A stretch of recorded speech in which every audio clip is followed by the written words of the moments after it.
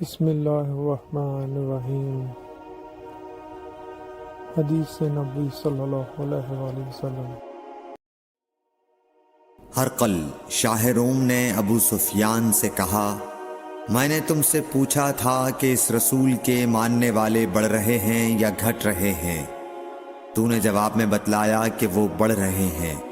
ٹھیک ہے، ایمان کا یہی حال رہتا ہے یہاں تک کہ وہ پورا ہو جائے۔ اور میں نے تجھ سے پوچھا تھا کہ کوئی اس کے دین میں آ کر پھر اس کو برا جان کر پھر جاتا ہے؟ تو نے کہا نہیں۔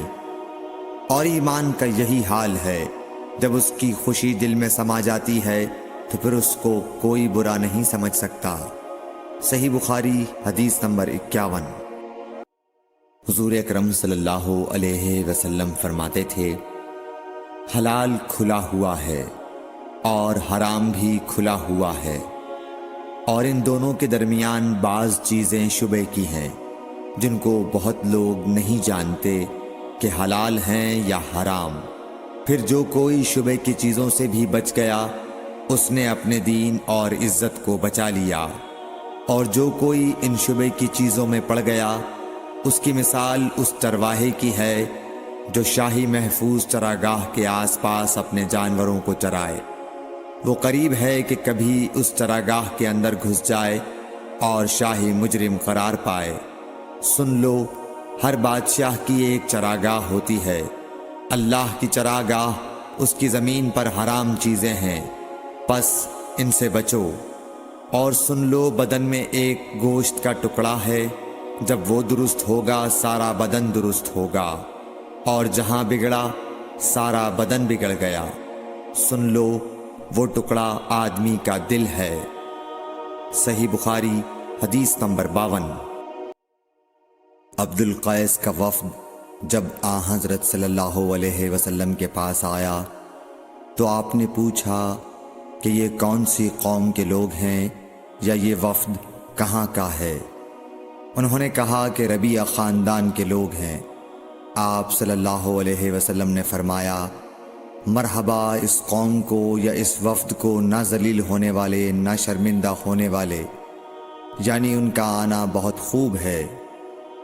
وہ کہنے لگے، اے اللہ کے رسول صلی اللہ علیہ وسلم، ہم آپ کی خدمت میں صرف ان حرمت والے مہینوں میں آ سکتے ہیں، کیونکہ ہمارے اور آپ کے درمیان مضر کے کافروں کا قبیلہ آباد ہے۔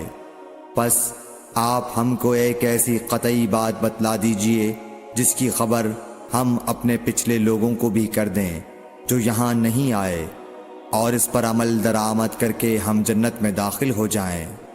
اور انہوں نے آپ سے اپنے برتنوں کے بارے میں بھی پوچھا۔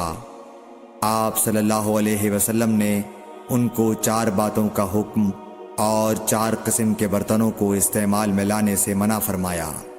ان کو حکم دیا کہ ایک اکیلے خدا پر ایمان لاؤ۔ پھر آپ صلی اللہ علیہ وسلم نے پوچھا کہ جانتے ہو ایک اکیلے اللہ پر ایمان لانے کا مطلب کیا ہے؟ انہوں نے کہا کہ اللہ اور اس کے رسول ہی کو معلوم ہے۔ آپ نے فرمایا کہ اس بات کی گواہی دینا کہ اللہ کے سوا کوئی معبود نہیں، اور یہ حضرت محمد صلی اللہ علیہ وسلم اس کے سچے رسول ہیں، اور نماز قائم کرنا اور زکوٰۃ ادا کرنا اور رمضان کے روزے رکھنا، اور مال غنیمت سے جو ملے اس کا 5واں حصہ مسلمانوں کے بیت المال میں داخل کرنا، اور 4 برتنوں کے استعمال سے آپ صلی اللہ علیہ وسلم نے ان کو منع فرمایا، سبز لاکھی مرتبان سے، اور کدو کے بنائے ہوئے برتن سے، لکڑی کے کھودے ہوئے برتن سے، اور روغنی برتن سے، اور فرمایا کہ ان باتوں کو حفظ کر لو اور ان لوگوں کو بھی بتلا دینا جو تم سے پیچھے ہیں اور یہاں نہیں آئے ہیں۔ صحیح بخاری حدیث نمبر 53۔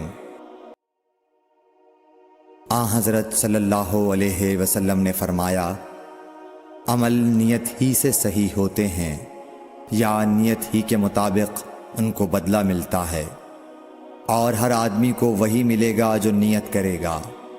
پس جو کوئی اللہ اور اس کے رسول کی رضا کے لیے ہجرت کرے اور اس کی ہجرت اللہ اور اس کے رسول کی طرف ہوگی اور جو کوئی دنیا کمانے کے لیے یا کسی عورت سے شادی کرنے کے لیے ہجرت کرے گا تو اس کی ہجرت انہی کاموں کے لیے ہوگی۔ صحیح بخاری حدیث نمبر 54۔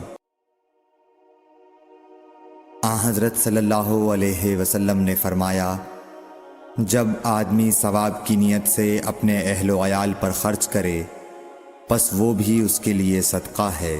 صحیح بخاری حدیث نمبر 55۔ حضرت صلی اللہ علیہ وسلم نے فرمایا، بے شک تو جو کچھ خرچ کرے اور اس سے تیری نیت اللہ کی رضا حاصل کرنی ہو تو تجھ کو اس کا ثواب ملے گا، یہاں تک کہ اس پر بھی جو تو اپنی بیوی کے منہ میں ڈالے۔ صحیح بخاری حدیث نمبر 56۔ جریر بن عبداللہ رضی اللہ تعالی عنہ نے کہا کہ حضرت صلی اللہ علیہ وسلم سے میں نے نماز قائم کرنے اور زکوٰۃ ادا کرنے اور ہر مسلمان کی خیر خواہی کرنے پر بیعت کی۔ صحیح بخاری حدیث نمبر 57۔ جس دن مغیرہ بن شعبہ حاکم کوفہ کا انتقال ہوا تو جریر بن عبداللہ رضی اللہ تعالی عنہ خطبے کے لیے کھڑے ہوئے اور اللہ کی تعریف اور خوبی بیان کی اور کہا، تم کو اکیلے اللہ کا ڈر رکھنا چاہیے، اس کا کوئی شریک نہیں، اور تحمل اور اطمینان سے رہنا چاہیے اس وقت تک کہ کوئی دوسرا حاکم تمہارے اوپر آئے، اور وہ ابھی آنے والا ہے۔ پھر فرمایا کہ اپنے مرنے والے حاکم کے لیے دعائے مغفرت کرو، کیونکہ وہ مغیرہ بھی معافی کو پسند کرتا تھا۔ پھر کہا کہ اس کے بعد تم کو معلوم ہونا چاہیے کہ میں ایک دفعہ حضرت صلی اللہ علیہ وسلم کے پاس آیا اور میں نے عرض کیا کہ میں آپ سے اسلام پر بیعت کرتا ہوں۔ آپ نے مجھ سے ہر مسلمان کی خیر خواہی کے لیے شرط کی، پس میں نے اس شرط پر آپ سے بیعت کر لی۔ پس اس مسجد کے رب کی قسم کہ میں تمہارا خیر خواہ ہوں۔ پھر استغفار کیا اور ممبر سے اتر آئے۔ صحیح بخاری حدیث نمبر 58۔ ایک بار حضرت صلی اللہ علیہ وسلم لوگوں میں بیٹھے ہوئے ان سے باتیں کر رہے تھے، اتنے میں ایک دیہاتی آپ کے پاس آیا اور پوچھنے لگا کہ قیامت کب آئے گی۔ آپ صلی اللہ علیہ وسلم اپنی گفتگو میں مصروف رہے۔ بعض لوگ جو مجلس میں تھے کہنے لگے، آپ صلی اللہ علیہ وسلم نے دیہاتی کی بات سنی لیکن پسند نہیں کی، اور بعض کہنے لگے کہ نہیں، بلکہ آپ نے اس کی بات سنی ہی نہیں۔ جب آپ اپنی باتیں پوری کر چکے تو میں سمجھتا ہوں کہ آپ صلی اللہ علیہ وسلم نے یوں فرمایا، وہ قیامت کے بارے میں پوچھنے والا کہاں گیا؟ اس دیہاتی نے کہا، حضور میں موجود ہوں۔ آپ نے فرمایا کہ جب امانت ایمانداری دنیا سے اٹھ جائے تو قیامت قائم ہونے کا انتظار کر۔ اس نے کہا، ایمانداری اٹھنے کا کیا مطلب ہے؟ آپ صلی اللہ علیہ وسلم نے فرمایا کہ جب حکومت کے کاروبار نالائق لوگوں کو سونپ دیے جائیں تو قیامت کا انتظار کر۔ صحیح بخاری حدیث نمبر 59۔ عبداللہ بن عمرو نے کہا کہ ایک سفر میں جو ہم نے کیا تھا، حضرت صلی اللہ علیہ وسلم ہم سے پیچھے رہ گئے، اور آپ صلی اللہ علیہ وسلم ہم سے اس وقت ملے جب عصر کی نماز کا وقت آن پہنچا تھا۔ ہم جلدی جلدی وضو کر رہے تھے، پس پاؤں کو خوب دھونے کے بدل ہم یوں ہی سا دھو رہے تھے۔ یہ حال دیکھ کر آپ صلی اللہ علیہ وسلم نے بلند آواز سے پکارا، دیکھو ایڑیوں کی خرابی دوزخ سے ہونے والی ہے۔ 2 یا 3 بار آپ صلی اللہ علیہ وسلم نے یوں ہی بلند آواز سے فرمایا۔ صحیح بخاری حدیث نمبر 60۔ حضرت صلی اللہ علیہ وسلم نے فرمایا، درختوں میں ایک درخت ایسا ہے کہ اس کے پتے نہیں جھڑتے، اور مسلمان کی مثال اسی درخت کی سی ہے، بتاؤ وہ کون سا درخت ہے؟ یہ سن کر لوگوں کا خیال جنگل کی طرف دوڑا۔ عبداللہ رضی اللہ تعالی عنہ نے کہا، میرے دل میں آیا کہ وہ کھجور کا درخت ہے، مگر میں اپنی کمسنی کی شرم سے نہ بولا۔ آخر صحابہ نے حضرت صلی اللہ علیہ وسلم سے پوچھا کہ وہ کون سا درخت ہے؟ آپ نے فرمایا وہ کھجور کا درخت ہے۔ صحیح بخاری حدیث نمبر 61۔ حضرت صلی اللہ علیہ وسلم نے فرمایا درختوں میں سے ایک درخت ایسا ہے کہ اس کے پتے نہیں جھڑتے، اور مسلمان کی بھی یہی مثال ہے، بتلاؤ وہ کون سا درخت ہے؟ یہ سن کر لوگوں کے خیالات جنگل کے درختوں میں چلے گئے۔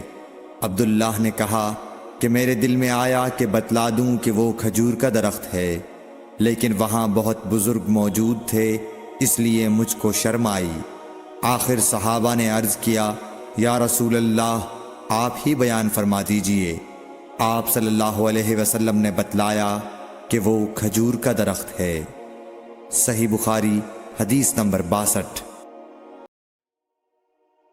حضرت صلی اللہ علیہ وآلہ وسلم ایک بار مسجد میں بیٹھے ہوئے تھے، اتنے میں ایک شخص اونٹ پر سوار ہو کر آیا اور اونٹ کو مسجد میں بٹھا کر باندھ دیا۔ پھر پوچھنے لگا بھائیو تم لوگوں میں محمد کون سے ہیں؟ حضرت صلی اللہ علیہ وسلم اس وقت لوگوں میں تکیہ لگائے بیٹھے ہوئے تھے۔ ہم نے کہا حضرت محمد صلی اللہ علیہ وسلم یہ سفید رنگ والے بزرگ ہیں جو تکیہ لگائے ہوئے تشریف فرما ہیں۔ تب وہ آپ سے مخاطب ہوا کہ اے عبد المطلب کے فرزند، آپ صلی اللہ علیہ وسلم نے فرمایا کہو میں آپ کی بات سن رہا ہوں۔ وہ بولا میں آپ سے کچھ دینی باتیں دریافت کرنا چاہتا ہوں اور ذرا سختی سے بھی پوچھوں گا تو آپ اپنے دل میں برا نہ مانیے گا۔ آپ صلی اللہ علیہ وسلم نے فرمایا نہیں، جو تمہارا دل چاہے پوچھو۔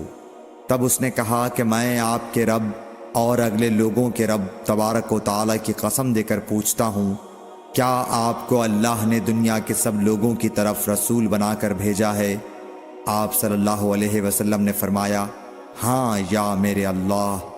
پھر اس نے کہا میں آپ کو اللہ کی قسم دیتا ہوں، کیا اللہ نے آپ کو رات دن میں 5 نمازیں پڑھنے کا حکم فرمایا ہے؟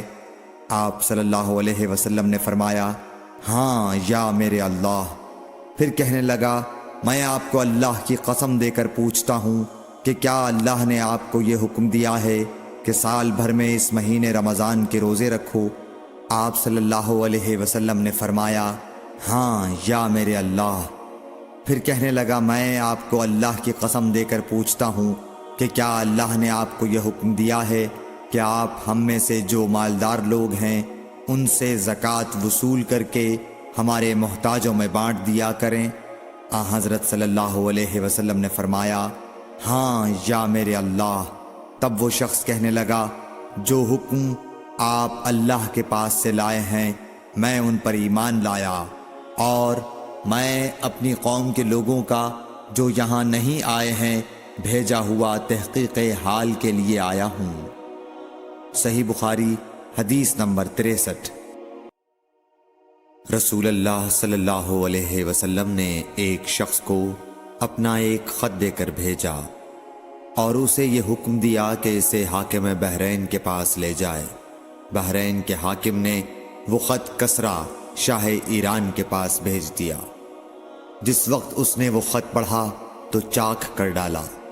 راوی کہتے ہیں اور میرا خیال ہے کہ ابن مسیب نے اس کے بعد مجھ سے کہا کہ اس واقعے کو سن کر رسول اللہ صلی اللہ علیہ وسلم نے اہل ایران کے لیے بد دعا کی کہ وہ بھی چاک شدہ خط کی طرح ٹکڑے ٹکڑے ہو جائیں۔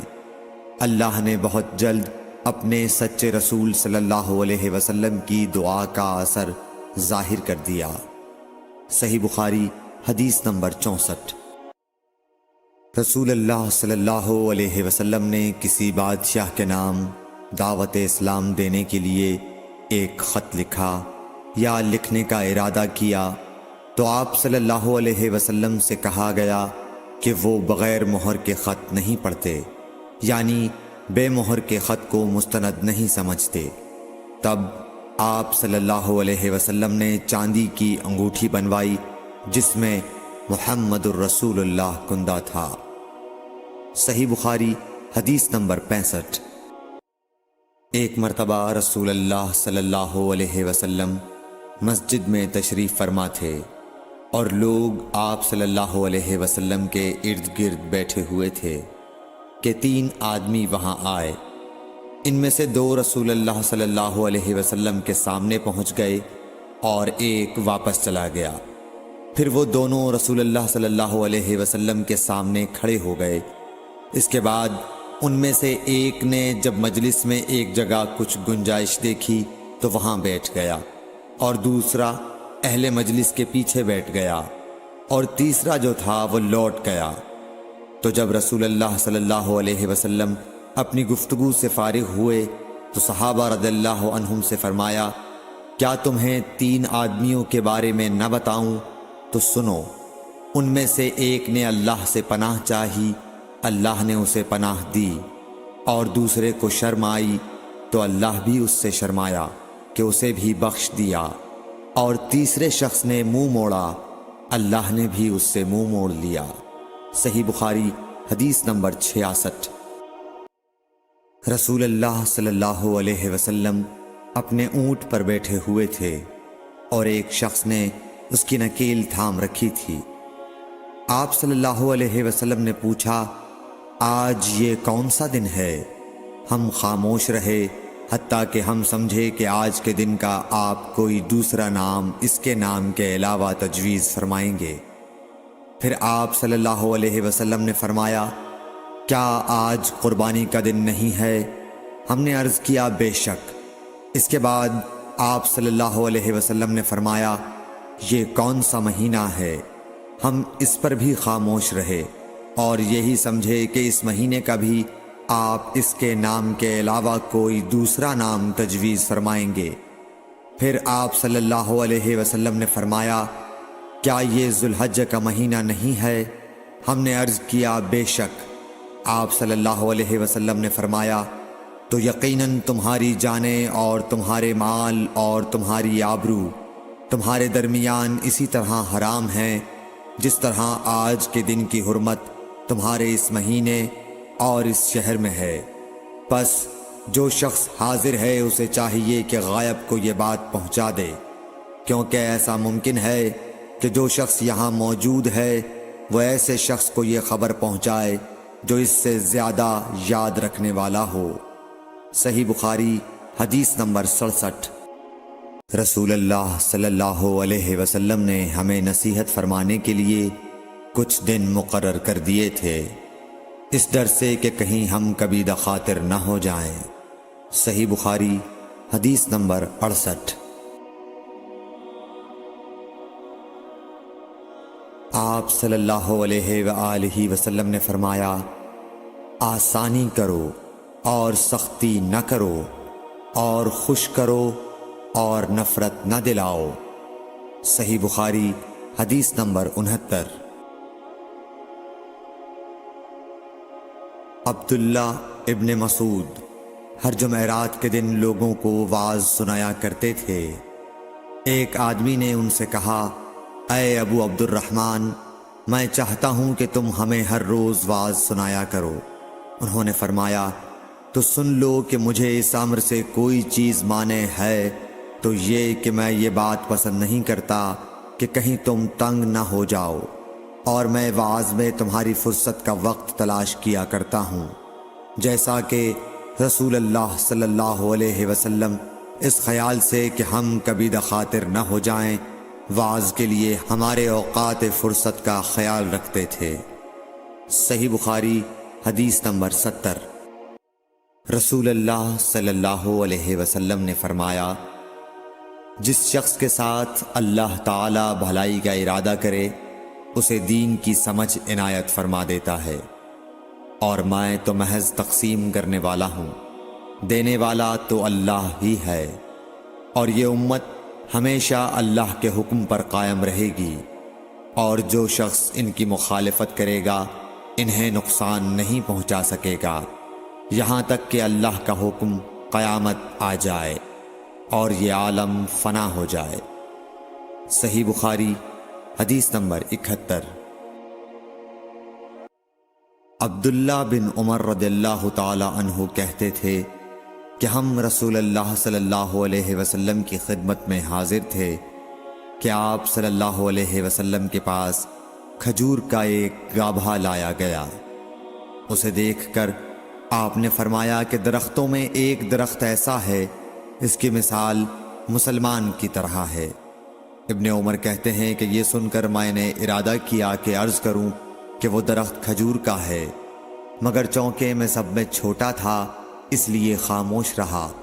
پھر رسول اللہ صلی اللہ علیہ وسلم نے خود ہی فرمایا کہ وہ کھجور ہے۔ صحیح بخاری حدیث نمبر 72۔ رسول اللہ صلی اللہ علیہ وسلم کا ارشاد ہے کہ حسد صرف دو باتوں میں جائز ہے، ایک تو اس شخص کے بارے میں جسے اللہ نے دولت دی ہو اور وہ اس دولت کو راہ حق میں خرچ کرنے پر بھی قدرت رکھتا ہو، اور ایک اس شخص کے بارے میں جسے اللہ نے حکمت کی دولت سے نوازا ہو اور وہ اس کے ذریعے سے فیصلہ کرتا ہو اور لوگوں کو اس حکمت کی تعلیم دیتا ہو۔ صحیح بخاری حدیث نمبر 73۔ رسول اللہ صلی اللہ علیہ وآلہ وسلم نے فرمایا، ایک دن حضرت موسیٰ علیہ السلام بنی اسرائیل کی ایک جماعت میں بیٹھے ہوئے تھے کہ اتنے میں ایک شخص آیا اور اس نے آپ سے پوچھا، کیا آپ جانتے ہیں کہ دنیا میں کوئی آپ سے بڑھ کر عالم موجود ہے؟ حضرت موسیٰ علیہ السلام نے فرمایا، نہیں۔ اس پر اللہ تعالیٰ نے حضرت موسیٰ علیہ السلام کے پاس وحی بھیجی کہ ہاں، ہمارا بندہ خضر ہے جس کا علم تم سے زیادہ ہے۔ حضرت موسیٰ علیہ السلام نے اللہ سے دریافت کیا کہ خضر علیہ السلام سے ملنے کی کیا صورت ہے؟ اللہ تعالیٰ نے ایک مچھلی کو ان سے ملاقات کی علامت قرار دیا اور ان سے کہہ دیا کہ جب تم اس مچھلی کو گم کر دو تو واپس لوٹ جاؤ، تب خضر سے تمہاری ملاقات ہوگی۔ تب موسیٰ علیہ السلام چلے اور دریا میں مچھلی کی علامت تلاش کرتے رہے۔ اس وقت ان کے ساتھی نے کہا، جب ہم پتھر کے پاس تھے کیا آپ نے دیکھا تھا؟ میں اس وقت مچھلی کا کہنا بھول گیا اور شیطان ہی نے مجھے اس کا ذکر بھلا دیا۔ موسیٰ علیہ السلام نے کہا، اسی مقام کی ہمیں تلاش تھی۔ تب وہ اپنے نشانات قدم پر پچھلے پاؤں باتیں کرتے ہوئے لوٹے۔ وہاں انہوں نے خضر علیہ السلام کو پایا۔ پھر ان کا وہی قصہ ہے جو اللہ نے اپنی کتاب قرآن میں بیان کیا ہے۔ صحیح بخاری حدیث نمبر 74۔ حضرت ابن عباس رضی اللہ تعالی عنہ نے فرمایا کہ ایک مرتبہ رسول اللہ صلی اللہ علیہ وآلہ وسلم نے مجھے سینے سے لگا لیا اور دعا دیتے ہوئے فرمایا کہ اے اللہ، اسے علم کتاب قرآن عطا فرمائیو۔ صحیح بخاری حدیث نمبر 75۔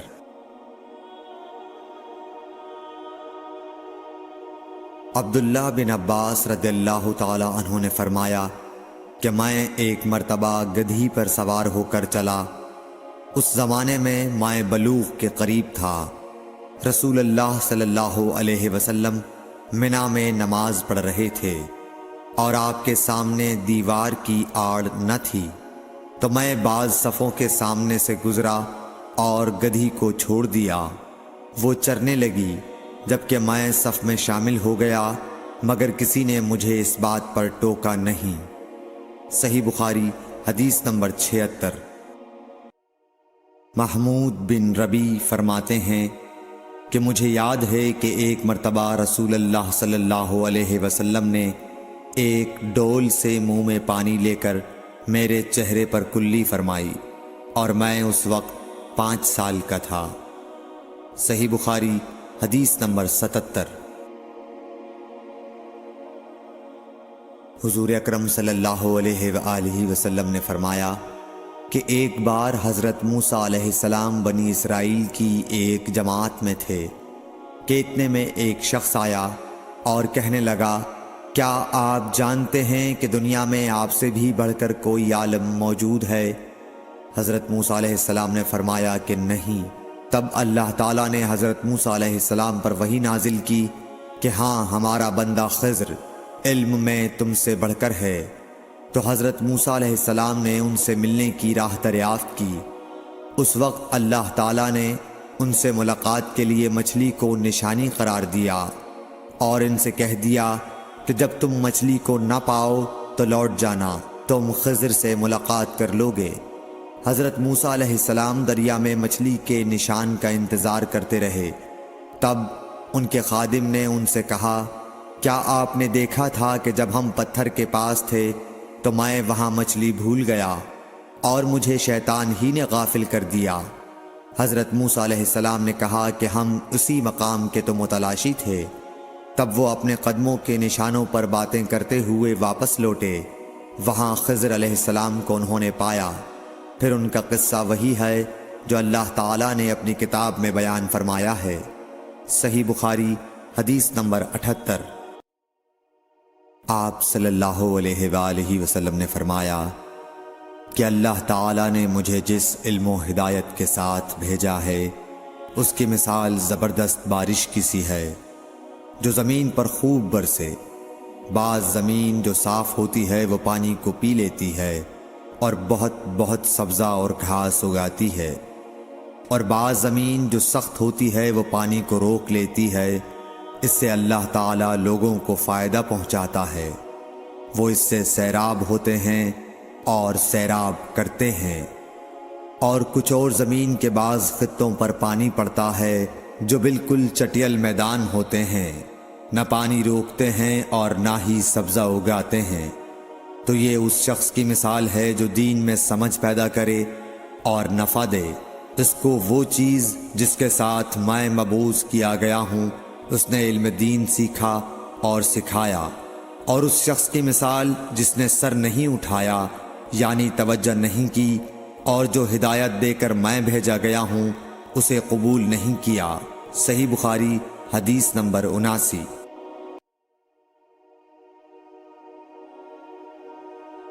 رسول اللہ صلی اللہ علیہ وسلم نے فرمایا، علامت قیامت میں سے یہ ہے کہ دینی علم اٹھ جائے گا اور جہل ہی جہل ظاہر ہو جائے گا، اور اعلانیہ شراب پی جائے گی اور زنا پھیل جائے گا۔ صحیح بخاری حدیث نمبر 80۔ رسول اللہ صلی اللہ علیہ وآلہ وسلم نے فرمایا کہ علامات قیامت میں سے یہ ہے کہ علم دین کم ہو جائے گا، جہل ظاہر ہو جائے گا، زنا بکثرت ہوگا، عورتیں بڑھ جائیں گی اور مرد کم ہو جائیں گے، حتیٰ کہ 50 عورتوں کا نگران صرف ایک مرد رہ جائے گا۔ صحیح بخاری حدیث نمبر 81۔ رسول اللہ صلی اللہ علیہ وسلم نے فرمایا کہ میں سو رہا تھا، اسی حالت میں مجھے دودھ کا پیالہ دیا گیا، میں نے خوب اچھی طرح پی لیا، حتیٰ کہ میں نے دیکھا کہ تازگی میرے ناخنوں سے نکل رہی ہے۔ پھر میں نے اپنا بچا ہوا دودھ عمر بن الخطاب کو دے دیا۔ صحابہ رضی اللہ عنہم نے پوچھا، آپ نے اس کی کیا تعبیر لی؟ آپ صلی اللہ علیہ وسلم نے فرمایا، علم۔ صحیح بخاری حدیث نمبر 82۔ حجۃ الوداع میں رسول اللہ صلی اللہ علیہ وسلم لوگوں کے مسائل دریافت کرنے کی وجہ سے منا میں ٹھہر گئے تو ایک شخص آیا اور اس نے کہا کہ میں نے بے خبری میں ذبح کرنے سے پہلے سر منڈا لیا۔ آپ صلی اللہ علیہ وسلم نے فرمایا، اب ذبح کر لے اور کچھ حرج نہیں۔ پھر دوسرا آدمی آیا، اس نے کہا کہ میں نے بے خبری میں رمی کرنے سے پہلے قربانی کر لی۔ آپ صلی اللہ علیہ وآلہ وسلم نے فرمایا، اب رمی کر لے اور پہلے کر دینے سے کچھ حرج نہیں۔ ابن عمرو کہتے ہیں اس دن آپ صلی اللہ علیہ وسلم سے جس چیز کا بھی سوال ہوا جو کسی نے آگے اور پیچھے کر لی تھی تو آپ صلی اللہ علیہ وسلم نے یہی فرمایا کہ اب کر لے اور کچھ حرج نہیں۔ صحیح بخاری حدیث نمبر 83۔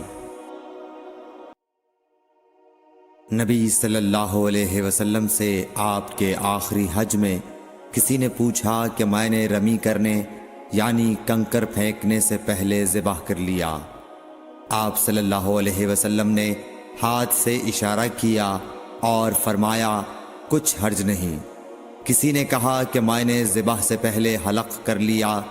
آپ صلی اللہ علیہ وسلم نے سر سے اشارہ فرما دیا کہ کچھ حرج نہیں۔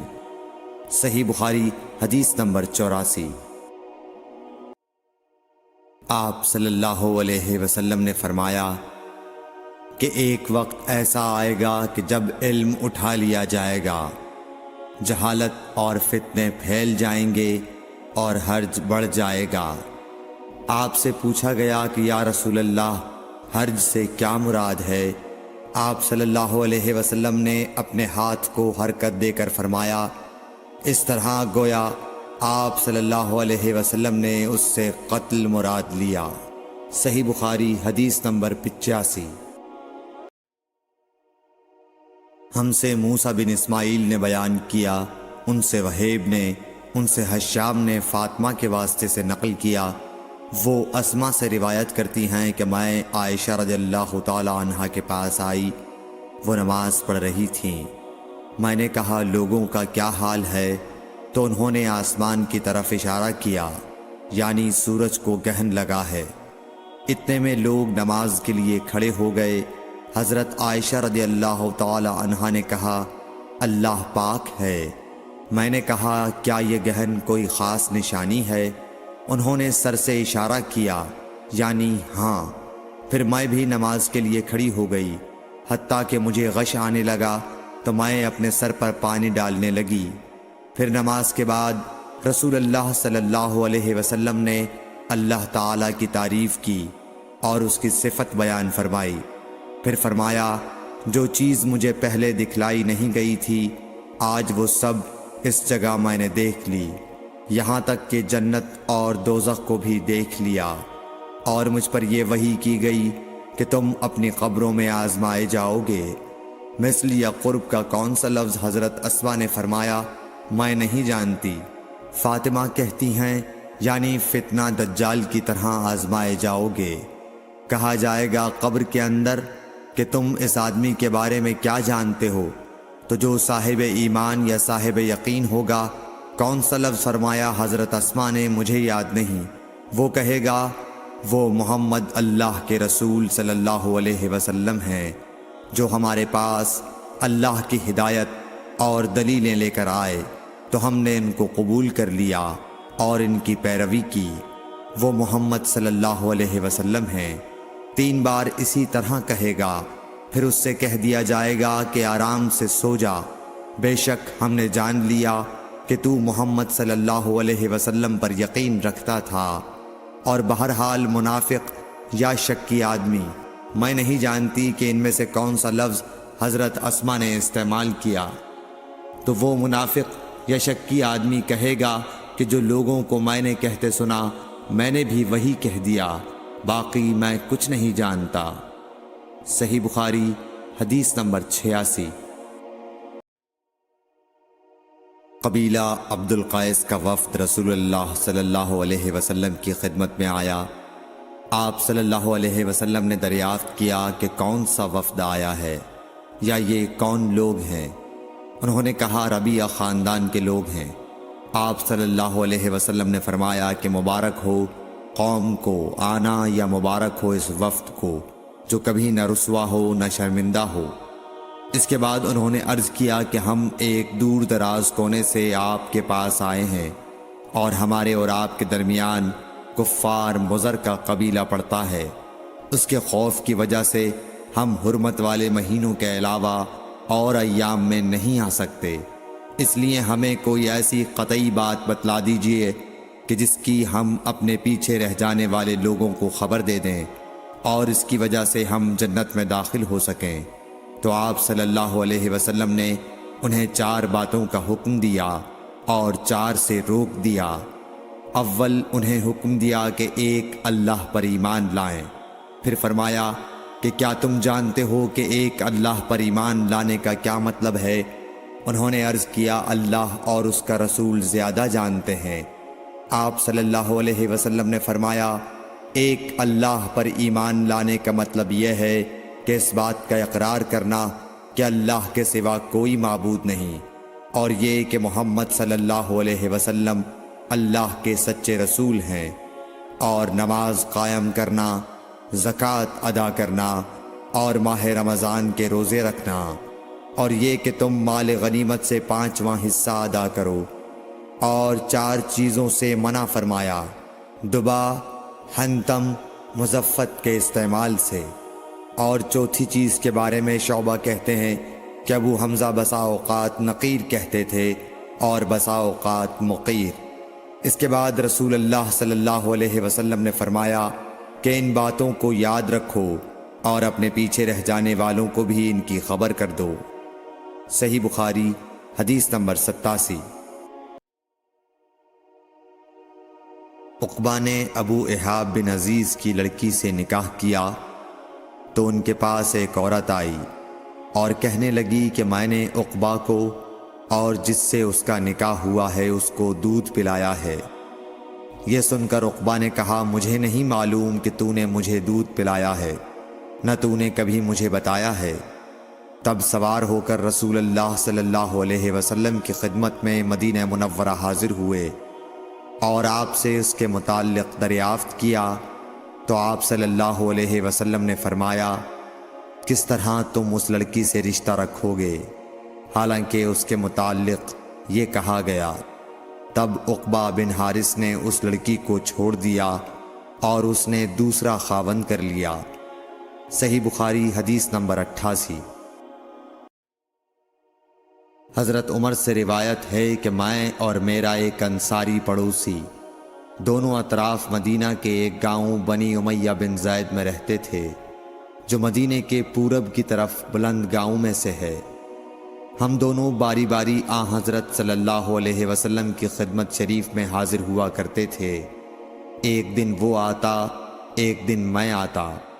جس دن میں آتا اس دن کی وحی کی اور رسول اللہ صلی اللہ علیہ وسلم کی فرمودہ دیگر باتوں کی اس کو خبر دے دیتا تھا، اور جب وہ آتا تو وہ بھی اسی طرح کرتا۔ تو ایک دن وہ میرا انصاری ساتھی اپنی باری کے روز حاضر خدمت ہوا۔ جب واپس آیا تو اس نے میرا دروازہ بہت زور سے کھٹکھٹایا اور میرے بارے میں پوچھا کیا عمر یہاں ہیں؟ میں گھبرا کر اس کے پاس آیا۔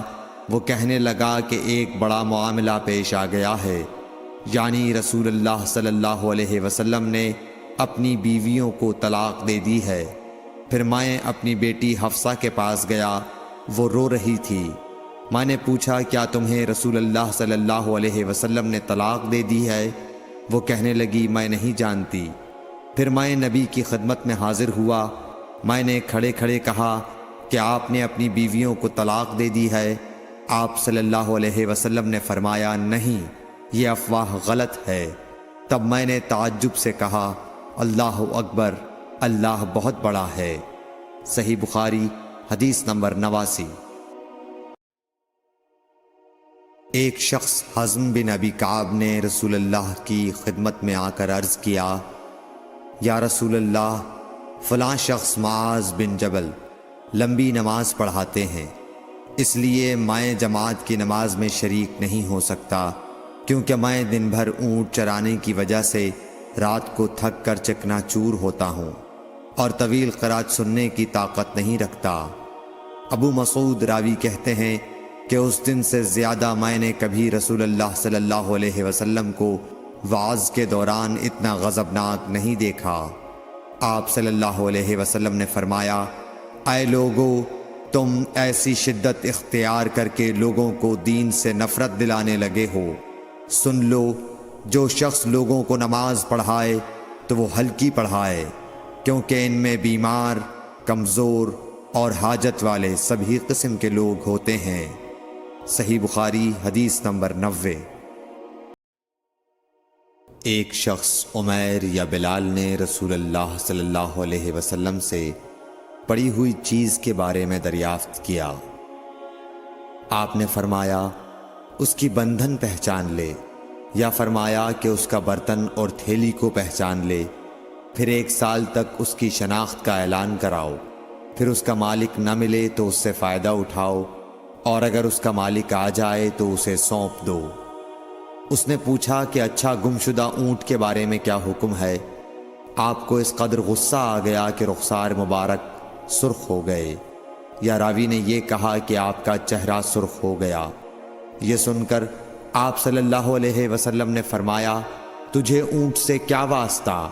اس کے ساتھ خود اس کی مشق ہے اور اس کے پاؤں کے سم ہیں، وہ خود پانی پر پہنچے گا اور خود پی لے گا اور خود درخت پر چرے گا، لہٰذا اسے چھوڑ دو یہاں تک کہ اس کا مالک مل جائے۔ اس نے کہا کہ اچھا گمشدہ بکری کے بارے میں کیا ارشاد ہے؟ آپ نے فرمایا، وہ تیری ہے یا تیرے بھائی کی، ورنہ بھیڑیے کی غذا ہے۔ صحیح بخاری حدیث نمبر 91۔ رسول اللہ صلی اللہ علیہ وسلم سے کچھ باتیں دریافت کی گئیں کہ آپ کو برا معلوم ہوا، اور جب اس قسم کے سوالات کی آپ صلی اللہ علیہ وسلم پر بہت زیادتی کی گئی تو آپ کو غصہ آ گیا۔ پھر آپ نے لوگوں سے فرمایا، اچھا اب مجھ سے جو چاہو پوچھو۔ تو ایک شخص نے دریافت کیا کہ میرا باپ کون ہے؟ آپ نے فرمایا، تیرا باپ حذافہ ہے۔ پھر دوسرا آدمی کھڑا ہوا اور اس نے پوچھا کہ یا رسول اللہ میرا باپ کون ہے؟ آپ نے فرمایا کہ تیرا باپ سالم شیبہ کا آزاد کردہ غلام ہے۔ آخر حضرت عمر رضی اللہ تعالی عنہ نے آپ کے چہرہ مبارک کا حال دیکھا تو عرض کیا، یا رسول اللہ، ہم ان باتوں کے دریافت کرنے سے جو آپ کو ناگوار ہوں اللہ تعالی سے توبہ کرتے ہیں۔ صحیح بخاری حدیث نمبر 92۔ ایک دن رسول اللہ صلی اللہ علیہ وسلم گھر سے نکلے تو عبداللہ بن حذافہ کھڑے ہو کر پوچھنے لگے کہ حضور میرا باپ کون ہے؟ آپ نے فرمایا، حذافہ۔ پھر آپ نے بار بار فرمایا کہ مجھ سے پوچھو۔ تو حضرت عمر رضی اللہ عنہ نے دو زانو ہو کر عرض کیا کہ ہم اللہ کے رب ہونے پر، اسلام کے دین ہونے اور محمد صلی اللہ علیہ وسلم کے نبی ہونے پر راضی ہیں۔ اور یہ جملہ 3 مرتبہ دہرایا۔ پھر یہ سن کر رسول اللہ صلی اللہ علیہ وسلم خاموش ہو گئے۔ صحیح بخاری حدیث نمبر 93۔ نبی اکرم صلی اللہ علیہ وآلہ وسلم جب سلام کرتے تو 3 بار سلام کرتے، اور جب کوئی کلمہ ارشاد فرماتے تو اسے 3 بار دہراتے یہاں تک کہ خوب سمجھ لیا جاتا۔ صحیح بخاری حدیث نمبر 94۔ رسول اللہ صلی اللہ علیہ وسلم جب کوئی کلمہ ارشاد فرماتے تو اسے 3 بار لوٹاتے یہاں تک کہ خوب سمجھ لیا جاتا، اور جب کچھ لوگوں کے پاس آپ تشریف لاتے اور انہیں سلام کرتے تو 3 بار سلام کرتے۔ صحیح بخاری حدیث نمبر 95۔ عبداللہ بن عمر رضی اللہ عنہ کہتے ہیں کہ ایک سفر میں رسول اللہ صلی اللہ علیہ وسلم ہم سے پیچھے رہ گئے۔ پھر آپ ہمارے قریب پہنچے تو عصر کی نماز کا وقت ہو چکا تھا یا تنگ ہو گیا تھا، اور ہم وضو کر رہے تھے۔ ہم اپنے پیروں پر پانی کا ہاتھ پھیرنے لگے تو آپ نے بلند آواز سے فرمایا کہ آگ کے عذاب سے ان ایڑیوں کی جو خشک رہ جائیں خرابی ہے۔ یہ 2 مرتبہ فرمایا یا 3 مرتبہ؟ صحیح بخاری حدیث نمبر 96۔ رسول اللہ صلی اللہ علیہ وسلم نے فرمایا کہ 3 شخص ہیں جن کے لیے دگنا اجر ہے۔ ایک وہ جو اہل کتاب سے ہو اور اپنے نبی پر اور محمد صلی اللہ علیہ وسلم پر ایمان لائے۔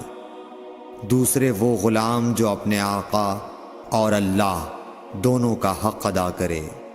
اور تیسرے وہ آدمی جس کے پاس کوئی لونڈی ہو جس سے شباشی کرتا ہے، اور اس کو تربیت دے تو اچھی تربیت دے، تعلیم دے تو عمدہ دے، پھر اسے آزاد کر کے اس سے نکاح کر لے تو اس کے لیے دگنا اجر ہے۔ صحیح بخاری حدیث نمبر 97۔ نبی صلی اللہ علیہ وسلم ایک مرتبہ عید کے موقع پر مردوں کی صفوں میں سے نکلے اور آپ کے ساتھ بلال رضی اللہ تعالیٰ عنہ تھے۔ آپ کو خیال ہوا عورتوں کو خطبہ اچھی طرح نہیں سنائی دیا، تو آپ نے انہیں علیحدہ نصیحت فرمائی اور صدقے کا حکم دیا۔ یہ واز سن کر کوئی عورت بالی اور کوئی عورت انگوٹھی ڈالنے لگی، اور بلال رضی اللہ تعالیٰ عنہ اپنے کپڑے کے دامن میں یہ چیزیں لینے لگے۔ صحیح بخاری حدیث نمبر 98۔ حضرت ابو ہریرہ رضی اللہ تعالیٰ عنہ نے عرض کیا، یا رسول اللہ، قیامت کے دن آپ کی شفاعت سے سب سے زیادہ سعادت کسے ملے گی؟ تو رسول اللہ صلی اللہ علیہ وسلم نے فرمایا، اے ابو ہریرہ، مجھے یقین تھا کہ تم سے پہلے کوئی اس کے بارے میں مجھ سے دریافت نہیں کرے گا، کیونکہ میں نے حدیث کے متعلق تمہاری حرص دیکھ لی تھی۔ سنو، قیامت کے دن سب سے زیادہ فیضیاب میری شفاعت سے وہ شخص ہوگا جو سچے دل سے یا سچے جی سے لا الہ الا اللہ کہے گا۔ صحیح بخاری حدیث نمبر 99۔